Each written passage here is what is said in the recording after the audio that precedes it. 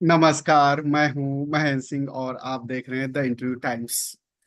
बात आज करेंगे राज्यसभा की, जहां पर मोदी सरकार अल्पमत में है।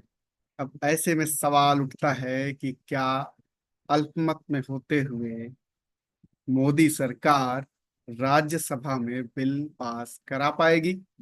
क्या कुछ समीकरण हैं, कैसे गणित बनेगा, किस तरीके से बिल पास होंगे या फिर नहीं पास हो पाएंगे, इसी पर चर्चा करेंगे। और जैसा कि आप सभी को मालूम है कि 22 जुलाई से मानसून सत्र शुरू हो रहा है, जिसमें कि कई बिल लाने की बात चल रही है कि सरकार कई बिल लाएगी। और क्या बिल आएंगे इसके बारे में अभी मीडिया को जानकारी नहीं है, लेकिन ये कहा जा रहा है कि कई बिल सरकार लेकर के आएगी। और लोकसभा में 242 सीटें हैं, जिसमें से बीजेपी अभी अपने तमाम एनडीए के जो समर्थक हैं, नीतीश कुमार या चंद्रबाबू नायडू, चिराग पासवान जैसे तमाम लोगों के साथ बहुमत में है। सरकार लोकसभा में सरकार को कोई दिक्कत नहीं है, लेकिन राज्यसभा में सीटों का जो कुल आंकड़ा है वो 245 है। और अभी फिलहाल कुछ पद खाली हैं, तो कुल मिला के जो अभी सांसद हैं वो 226 हैं। इन 226 में 245 होने चाहिए, अभी हैं 226, यानी कि 19 सीटें खाली हैं। और इनमें 11 सीटों पर चुनाव होना है। तमाम अलग अलग स्टेट्स में चुनाव होना है, वहां से ये 11 सीटें भरी जाएंगी। बाकी 8 सीटें जो हैं उस पर राष्ट्रपति नॉमिनेट करेंगे उनको, वहां से नॉमिनेशन के बाद वो भरी जाएंगी।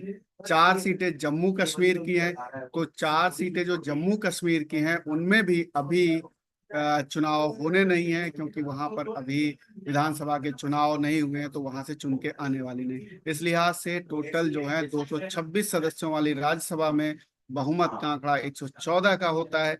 बीजेपी के पास अपने कुल जो सांसद हैं वो 86 हैं, सहयोगियों के पास 15 हैं, कुल मिलाकर 101 होते हैं। यानी कि एनडीए राज्यसभा में बहुमत के आंकड़े से अभी 13 सीट पीछे है। वहीं नवीन पटनायक के राज्यसभा में 9 सांसद हैं। जगन मोहन रेड्डी आंध्र प्रदेश से आते हैं, उनके पास 11 सांसद हैं। कुल मिलाकर के 20 राज्यसभा सांसद इन दोनों पार्टियों के पास हैं। अब ऐसे में 11 सीटों पर चुनाव होने हैं, इनमें कम से कम 6 सीटें बीजेपी आसानी से जीत जाएगी, ऐसा माना जा रहा है। इस तरीके का राज्यों में उनका गुणागणित है।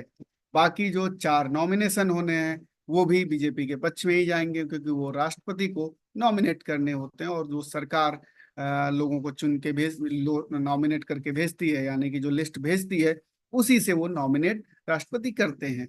तो ये सब होने के बाद अब बीजेपी का जो बहुमत का आंकड़ा होगा तो भी 3 सीटें पीछे रह जाएगी, यानी नॉमिनेट भी करा लें और सारी चीजें होने के बाद भी।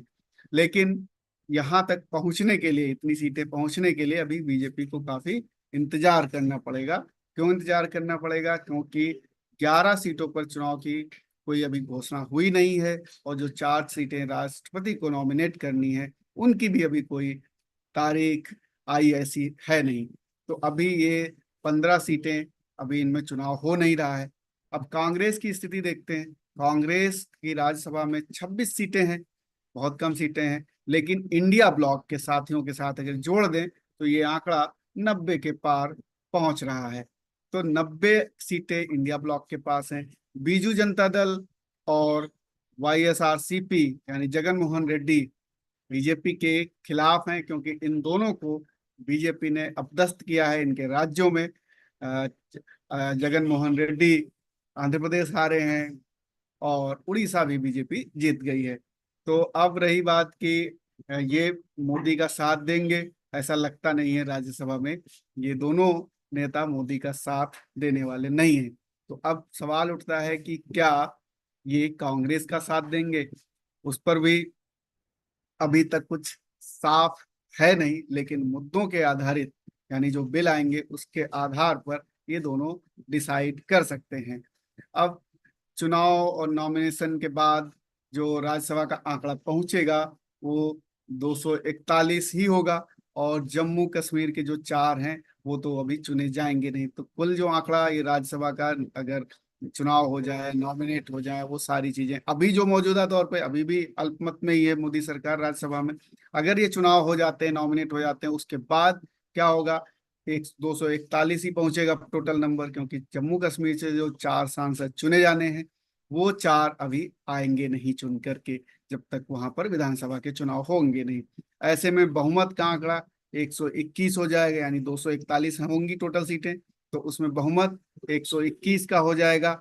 और तब 101 सीटों वाले एनडीए के पास 111 सीटें ही होंगी, और 13 सीटों से वो तब भी दूर रहेगा।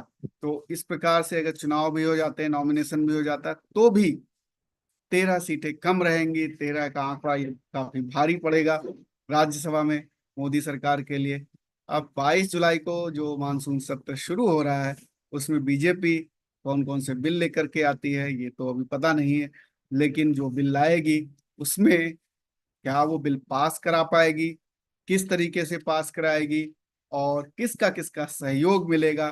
क्योंकि अगर जगन मोहन रेड्डी और उड़ीसा से अगर इनको बीजू जनता दल से अगर सहयोग नहीं मिलता है, तो लोग राज्यसभा में, लोकसभा में तो पास हो जाएंगे बिल, राज्यसभा में लटक जाएंगे। और अगर इन्होंने विरोध कर दिया और इंडिया ब्लॉक के साथ चले गए, तब तो बड़ी मुसीबत मोदी सरकार के लिए होने वाली होगी, क्योंकि कोई भी बिल वो पास कराने की स्थिति में नहीं होगी मोदी सरकार। अब ये सारा गुड़ा गणित है राज्यसभा का। अब देखना होगा कि जब ये अभी 22 तारीख से मानसून सत्र आएगा, तो सरकार क्या करेगी, किस तरीके से सरकार अपनी स्ट्रेटजी बनाएगी और अपने बिल लोकसभा और राज्यसभा यानी संसद के दोनों सदनों से पास करा पाएगी। ये बड़ा दिलचस्प आंकड़ा होगा। फिलहाल अभी मोदी सरकार अल्पमत में है राज्यसभा में। इस विवेचना में फिलहाल इतना ही। आप क्या सोचते हैं, हमें कमेंट करके जरूर बताइए। आप देखते रहिए द इंटरव्यू टाइम्स।